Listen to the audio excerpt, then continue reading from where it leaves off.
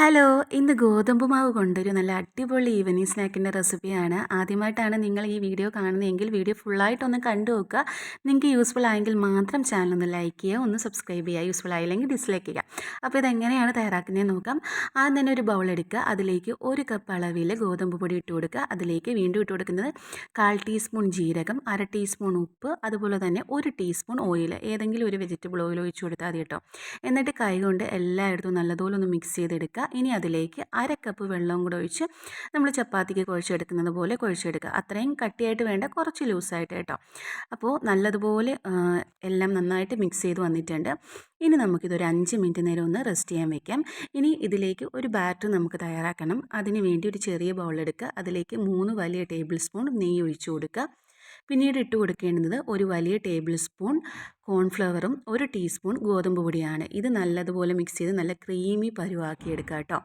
ഇനി നമ്മൾ നേരത്തെ മാറ്റി വെച്ചിരിക്കുന്ന ആ ഒരു മാവിൻ്റെ മിക്സ് എടുക്കുക. അതിനെ ഈക്വലായിട്ട് 4 പോർഷനായിട്ട് നമ്മൾ കട്ട് ചെയ്തെടുക്കണം. എന്നിട്ട് ഇത് ഓരോ പോർഷൻ നല്ല രീതിയിൽ തിന്നായിട്ട് നമുക്ക് പരത്തിയെടുക്കണം. ഇത് അത്യാവശ്യം സോഫ്റ്റ് ആയത് കൊണ്ട് തന്നെ നമ്മൾ നല്ല രീതിയിൽ ഗോതമ്പ് പൊടി ഇട്ടിട്ട് വേണം പരത്തിയെടുക്കാൻ, അല്ലെങ്കിൽ നല്ലതുപോലെ ഒട്ടിപ്പിടിക്കും. നല്ലതുപോലെ പരന്ന് വരത്തതുമില്ല. അതുകൊണ്ട് നല്ലതുപോലെ പൊടി ഇട്ടിട്ട് നല്ല തിന്നായിട്ടൊന്ന് പരത്തിയെടുക്കുക. കറക്റ്റ് റൗണ്ട് ഷേപ്പൊന്നും വേണമെന്നില്ല കേട്ടോ. അപ്പോൾ ഞാൻ പരത്തിയെടുക്കുമ്പോൾ എനിക്ക് അങ്ങനെയൊന്നും കിട്ടാറില്ല. അപ്പോൾ ഇത് ഇങ്ങനെ പരത്തിയെടുക്കുക. അപ്പോൾ 4 എണ്ണം ഇങ്ങനെ പരത്തിയെടുത്തതിന് ശേഷം നമ്മൾ നേരത്തെ റെഡിയാക്കി വെച്ചിരിക്കുന്ന ഒരു ബാറ്ററില്ലേ, അതിങ്ങനെ കൈകൊണ്ട് തന്നെ എല്ലായിടത്തും ഇങ്ങനെ സ്പ്രെഡ് ചെയ്ത് കൊടുക്കുക. എന്നിട്ട് അടുത്ത ലെയർ നമ്മൾ വെച്ച് കൊടുക്കുക. അതിൻ്റെ മുകളിലും ഇതേപോലെ തേച്ച് കൊടുത്ത് അതിൻ്റെ ലെയർ ഇങ്ങനെ വെച്ച് കൊടുക്കുക. അങ്ങനെ 4 ലെയറും ഇങ്ങനെ സെറ്റ് ചെയ്ത് കൊടുക്കുക. 4 ലെയർ ഇങ്ങനെ സെറ്റ് ചെയ്തതിന് ശേഷം നമ്മൾ ചെയ്യേണ്ടതെന്ന് വെച്ചാൽ 2 സൈഡ് നമുക്കൊന്ന് മടക്കി എടുക്കണം. ഇതിപ്പോൾ ഞാൻ കാണിച്ചു തരാം. അപ്പോൾ നാലാമത്തെ ലെയറും വെച്ചിട്ടുണ്ട്. അപ്പോൾ ഇങ്ങനെ ഓരോ സൈഡ് ഇങ്ങനെ മടക്കുക. മടക്കിയതിന് ശേഷം അതിൻ്റെ മുകളിലായിട്ടും നമ്മുടെ ഈ ബാറ്റർ തേച്ച് കൊടുക്കണം. പിന്നെ അപ്പുറത്തെ സൈഡും ഇതേപോലെ മടക്കുക.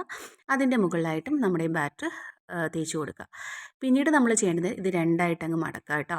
നമ്മൾ സാധാരണ പപ്സിൻ്റെയൊക്കെ ആ ഒരു പപ്സ് ഉണ്ടാക്കുന്ന സമയത്ത് ഇങ്ങനെയൊക്കെ ആക്കിയെടുക്കത്തില്ല, അതേ ഒരു പരുവത്തിലാണ്. പക്ഷേ ഇവിടെ നെയ്ക്കകത്ത് നമ്മൾ ഈ പൊടികളൊക്കെ ചേർക്കുന്നുണ്ടെന്ന് മാത്രം. എന്നിട്ട് ഇത് രണ്ടായിട്ട് മടക്കിയിട്ട് വീണ്ടും നമ്മൾ കുറച്ച് പൊടി ഇട്ടിട്ട് നല്ലതുപോലെ ഒന്ന് പരത്തിയെടുക്കുക. ഒരുപാട് തിന്നായിട്ട് പരത്തണ്ട, നമ്മളൊന്ന് നല്ലതുപോലെ പരത്തിയെടുക്കുക കേട്ടോ. അപ്പോൾ നമുക്കിങ്ങനെ പരത്തിയെടുക്കുമ്പം ഇത് നമ്മൾ എണ്ണയിലിട്ട് ഫ്രൈ ചെയ്തെടുക്കുന്ന സമയത്ത് നല്ല ലെയേഴ്സായിട്ട് കിട്ടും കേട്ടോ. മാത്രമല്ല നെയ്യും അതൊക്കെ കോൺഫ്ലവറും ഒക്കെ ചേർത്തതുകൊണ്ട് തന്നെ നല്ല പുറമേയൊക്കെ നല്ല ക്രിസ്പിയും ഉള്ളിനകത്ത് നല്ല സോഫ്റ്റും എന്നാൽ ക്രിസ്പി ആയിരിക്കും. നല്ല ടേസ്റ്റാണ് കഴിക്കാനായിട്ട്. വെറുതെ ഇങ്ങനെ പറക്കി കഴിക്കാൻ അടിപൊളി ടേസ്റ്റാണ് കേട്ടോ.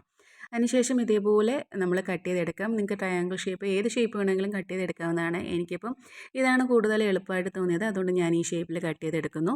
അപ്പോൾ നടുക്കുള്ളത് മാത്രമേ ഉള്ളൂ കറക്റ്റ് ഒരു റെക്റ്റാങ്കിൾ ഷേപ്പിലായിട്ട് വന്നിട്ടുള്ളത്. അതൊന്നും നമുക്ക് പ്രശ്നമില്ല. എല്ലായിടത്ത് നമ്മൾ നല്ല തിളച്ച എണ്ണയിലിട്ട് മീഡിയം ഫ്ലെയിമിലിട്ടൊന്ന് വറുത്ത് കോരിയാൽ മതി.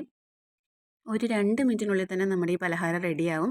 നമ്മൾ ഇടുമ്പം തന്നെ ഇതിങ്ങനെ പൊങ്ങി വരുന്നത് നമുക്ക് കാണാൻ പറ്റും. അപ്പോൾ നമ്മൾ ഇതിൻ്റെ അടുത്ത് തന്നെ നിൽക്കണം, മാറിപ്പോരുത്. അങ്ങനെ തിരിച്ചു മറിച്ചു വിട്ട് നല്ല ഗോൾഡൻ ബ്രൗൺ കളർ ആകുന്നത് വരെ ഒന്ന് വറുത്ത് കോരുക കേട്ടോ. വളരെ സിമ്പിളാണ് ഉണ്ടാക്കിയെടുക്കാനായിട്ട്. ഒരു 10-15 മിനിറ്റ് ഉണ്ടെങ്കിൽ നമുക്ക് ഈസി ആയിട്ട് തയ്യാറാക്കിയെടുക്കാൻ പറ്റുന്ന ഒരു ഈവനിങ് സ്നാക്കാണ്. അധികം എണ്ണ കുടിക്കാത്തൊരു സ്നാക്കാണ് കേട്ടോ. നമ്മളിത് ആക്കിയെടുത്ത് ഏകദേശമൊക്കെ ഓരോ സൈഡും ഗോൾഡൻ ബ്രൗൺ കളറായി വരുന്നുണ്ട്. അപ്പോൾ അങ്ങനെ തിരിച്ചു മറിച്ചു വിട്ട് ആക്കിയെടുക്കാം. നമ്മുടെ സ്നാക്സ് ഇവിടെ റെഡി ആയിട്ടുണ്ട്. ഇനി നമുക്ക് എണ്ണയിൽ നിന്ന് അത് കോരി മാറ്റാവുന്നതാണ് കേട്ടോ. അങ്ങനെ കോരി മാറ്റിയതിന് ശേഷം നമുക്ക് അതേപോലെ തന്നെ ചൂട് മാറിയിട്ടോ ചൂടോട് കൂടിയൊക്കെ കഴിക്കാവുന്നതാണ്. അപ്പോൾ ഞാനൊരു കാര്യം പറയാം, ഇവിടെ വരെയുള്ള വീഡിയോ.